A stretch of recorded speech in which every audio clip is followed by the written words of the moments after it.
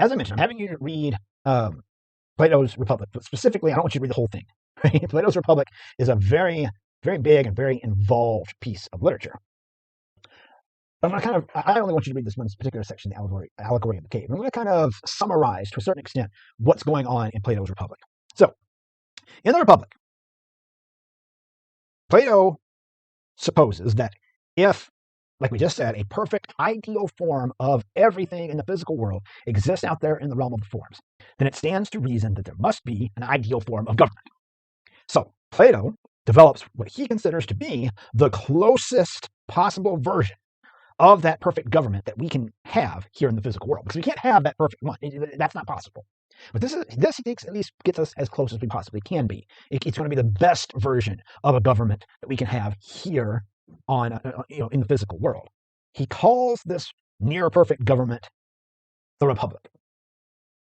And in his writing, The Republic, Plato, he presents the scenario where Socrates and a bunch of other philosophers and students are sitting around having a conversation about how would we make this near perfect society? How would it work? And they arrive at a system in which there will be a ruling body known as a philosopher king. The Republic will be ruled by philosopher kings. These are men. Yeah, men. It was the ancient world after all, and the idea of women studying philosophy, I was about to say just wasn't a thing, but no, there were some women philosophers, and Plato writes about a couple of them, but still, men, it was still a very patriarchal society. So these would be men who have studied philosophy and who have come to understand the true nature of reality that we've just talked about, and who will govern it in such a way as to make sure that those who are still metaphorically in the cave, we'll talk about what the cave is in a moment, those who haven't been made aware of and maybe can't even accept the true nature of reality, to make sure that those people can be educated so that they don't sort of live in ignorance, and that a society could then be formed where each person is educated, and that they find the society, the government that is put in place, also can figure out what each person's proper place in society is, and make sure that they are there, that they're not put into some incorrect category for who and what they are. Right? But citizens of the Republic, this is some of Socrates' distrust of democracy coming through. Because again, he would say that democracy, particularly Athenian democracy, where every single citizen has a vote, could only end in complete anarchy. Because he would say, people are fickle; they change their minds all the time. They are they sort of float on the whim with what they think from one day to the next. Just like we talked about a moment ago, right? People change, and ideas change, and people are very susceptible as well to go with the crowd, right? Whatever is the popular idea, whatever peer pressure says you should do.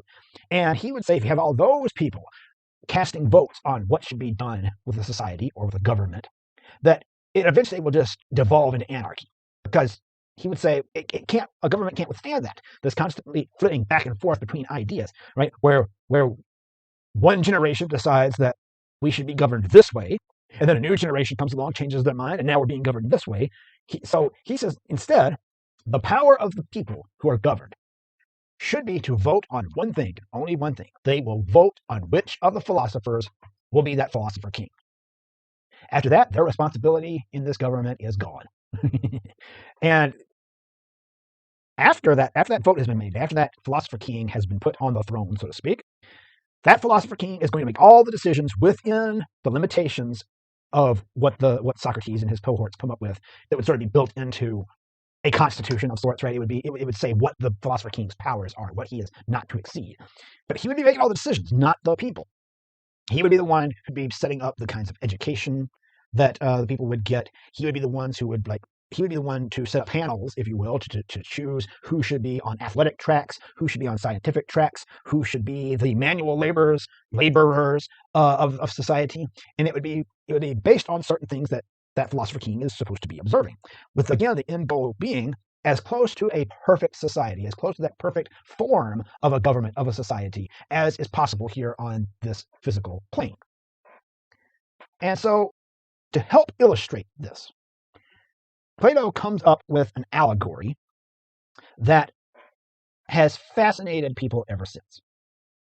he comes up with this scenario, and I've got an image here to illustrate it. Right? And in this allegory, he says, let's imagine that we are in a cave deep underground, and that in this cave, which is dark save for a dim light by one fire here, and that in this cave there are a group of people who have spent their entire lives chained to a wall and facing this cave wall here across from them. Right? They know nothing else. They have spent their entire lives here. While on the other side of the wall, just behind them, there are people who walk back and forth carrying objects that cast shadows because of the fire that's back here onto the wall that these people who are chained and can only look forward are looking at. And that's the wall that they are facing.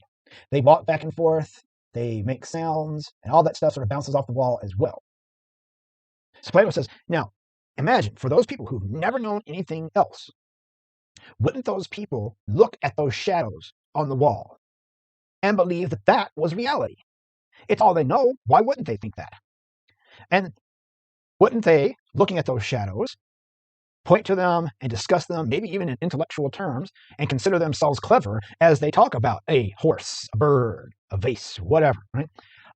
Whatever they would name, and that's the other thing, wouldn't they name these things and consider them the real things? They would be considered reality. And they would, like I said, they would discuss them, they would consider themselves clever, that they have a good, firm understanding of what is real. And his cohorts agree, like, yeah, I suppose that is how they would think, right? Then he says, well, what if, let's now imagine that somehow there's one person who breaks free. And that person stands up and turns around, and now he sees that there's this dim fire. And that fire is casting light, and that these objects are being moved here. He sees behind what is the actual reality. What would he now think about all of this stuff? And then he says, what if that, and sort of illustrated over here, what if that man then left the cave? If he found his way out. Well, first off, let's go back into the cave itself, right? Right, the shock. Can you imagine the shock and how your senses would try to almost deny that this could be the case, right? Like, oh my God, like this whole time I thought that was reality, when actually there's all this stuff that's going on behind the scenes. What else am I missing? And so what if that man were to eventually climb out of the cave? And Plato says, well, like, what do you think? Wouldn't his senses just absolutely be overcome? He spent his entire life down in this dark cave, and he's going to now emerge onto the surface of the earth where the sun is out. And like, wouldn't that brightness absolutely hurt his eyes? Wouldn't it feel like an absolute attack on his eyes? And wouldn't he feel tempted to turn around and go back into the darkness of the cave because it's comfortable, at least down there, right? But if he could just stick it out, if he can push through the pain, right, that pain's going to go away. The world will sort of resolve itself in his eyes, and he's going to discover truths way beyond what he discovered down in the cave, right? That there's this whole world above, where not only is there all this brightness and are there all, is this whole world that he's never seen, but he would learn that, sure, these shadows, right, were imperfect copies of these objects here. But not only that, these objects are imperfect copies of the actual stuff up here. He might see a real horse, a real bird, a real vase, a real circle, right? And learn that all that stuff is up there. It's all, everything that he's seen down below is just copies of this stuff. And might he not then look up to the sky and see the sun, this really bright, glowing orb in the sky, and then come to realize that's the source of all this. Like, that has been the thing that has given us all of what I'm seeing now, and that everything down in the cave is a copy of all that. So now, this person, Plato would compare to the philosopher who has studied philosophy, has come to understand the true nature of reality, and is now enlightened as a result of it. And he says, now, that person would be very content to just stay up there, right? To live out his life in the understanding of what the true nature of reality is and be perfectly happy. He says, but what if instead he feels compelled, he has to go back to the cave and tell his friends? So let's think about that scenario. What if this man comes back into the cave and he goes back to where his friends are chained to the wall, and he tries his damnedest to convince them, like, look, everybody, you don't understand all of this stuff that you're looking at, all of these things that you're discussing and think that you're clever because of, right? That's not reality. Reality is if you'll just stand up and turn around and look behind you, you're going to see that not only is this not real, but we have been fooled into thinking that it's real. There's so much more. Behind us, there are people who are pulling the strings and are making us see these things. And then, oh my God, if you could just get out of this cave, you're going to see things that you wouldn't believe could be possible, right? And Plato says, wouldn't, well, Socrates, through Plato's writing, Socrates says, wouldn't those individuals who are still in the cave and still chained up think that this guy sounds crazy? He's questioning everything that they believe about their reality. He's screaming at them that things that they know themselves to be very learned about are false. And might they not even, if they could, try to kill this man to silence someone who is suggesting that the world and reality is anything other than what they believe it to be? That he equates to the difficulty when one becomes educated and then tries to return to those who aren't and what they might face. But anyway, this is again how he breaks down the notion of the realm of forms, is to think about our reality that we live in, this table, this bottle, everything that I look around at and see and smell and taste and touch and all those good things, right, are just shadows. This is all an imperfect copy of something else. And that imperfect copy, those imperfect copies go back and back and back all the way up to the realm of forms and eventually the sun, the source. And he would say, but yes, these people might fight against him, they might rail against him, they might even try to kill him. But isn't it the responsibility of this man who has discovered the true nature of reality to go back into the cave and do everything he can to save those who don't understand? Now again, all this sounds very foreign. I get it, right? These are all new ideas. It seems like these are all new ideas to you. But I want you to think about it this way. The way the realm of forms works. If you've ever tried to make something, whether you were trying to make a drawing or a painting or some sort of craft or build a bookshelf, whatever, right? You wanted to make something. And you can picture that thing so perfectly in your mind. You have an exact image of what you want to make in your mind. And then you make the thing. And it seems like something goes wrong between here and everything traveling down through your arms into your hands, right? And you discover that maybe, potentially, your hands aren't up to the task of making the thing that you had envisioned in your mind, or the materials that you're trying to work with, right, have their own limitations, and you try to get them to do the things that you want them to do. And when you're finished, you look at this thing and you're like, that doesn't look at all like how I had it pictured in my mind. Why am I struggling with this so much? I can see it. I know exactly how I want it to look, and that's not it. Plato would say that you've participated in this model, that for a fleeting moment, you were in touch with whatever the realm of forms, that perfect ideal version of what you wanted to make was. You were in touch with that for a moment, but you encountered all the limitations of this physical world, your own changing body, the natures of the materials, which are all imperfect as well, right? So Plato sets up this model of the world that is dualistic and idealistic. Dualistic meaning it's two parts, idealistic meaning one part is better than the other, right? He would say that all the forms is perfect and ergo good, and everything on this earth is imperfect, doesn't rise up to that standard, right? So another way that we look at it, and you may, if you saw Professor McIntosh and myself in our weekly wrap-up from last week, we made jokes about not understanding what a chair is, right? And that's because I like to use a chair as a illustration of how this works, right? So first off, you in the realm of forms, you have the form of chairness, right? It's real, it's eternal, it's good, right? So the qualities that's needed to make a chair, right? A chair should have a flat surface of some sort that we sit on. It should be a certain height from the floor, right? There should typically be some sort of back support that we can put our backs on, or else it's a stool without that, right? And we can go out into nature and find something that operates perfectly fine as a chair, or we can try to build a chair, right? But any of those things, whether it be the chair out in nature or whether it be the chair that someone has built, they're all imperfect copies of the form or the idea or the concept of what is a chair, right? Any chair that we encounter can be said to participate in the form of chairness. So along comes a carpenter who wants to make a chair, and in his mind, he imagines the chair that he would like to make. And Plato says that is a copy It's already a copy. What's in his brain is a copy of that form of chairness in the realm of forms. But he would say at least that's just 1 degree of removal, right? The carpenter is at least in touch with that form of chairness. And what he's holding in his mind is an imperfect copy, but it's only 1 degree removed, right? He's at least participating as best he can in that form of chairness. Then there's the actual chair that he builds. And I specifically chose a chair that looks very different from the one that I have our carpenter imagining. And he would say, this chair now, even though it's a physical thing that we can sense with our senses, we can touch, taste, what have you, touch, taste, smell, knock on it and hear it, that is not real. What is real is this original form of chairness. Because he says, again, this is something we have to perceive with our senses. But also, it's going to change.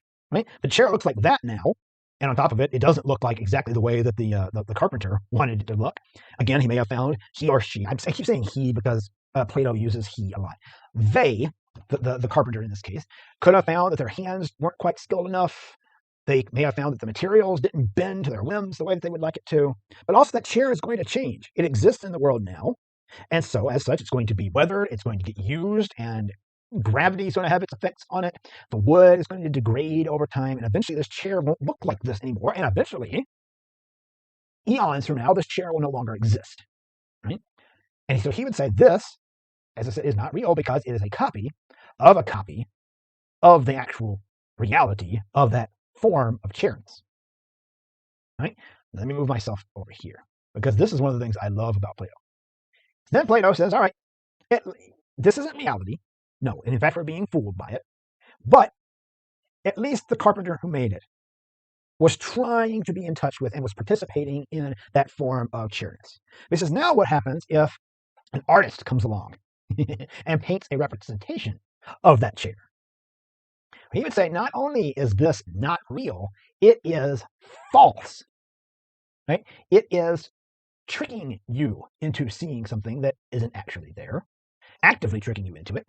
He would say it is a copy of a copy of the original form of chairness in the realm of forms, and as such is evil, because it is so many degrees removed from the good that it's actually evil.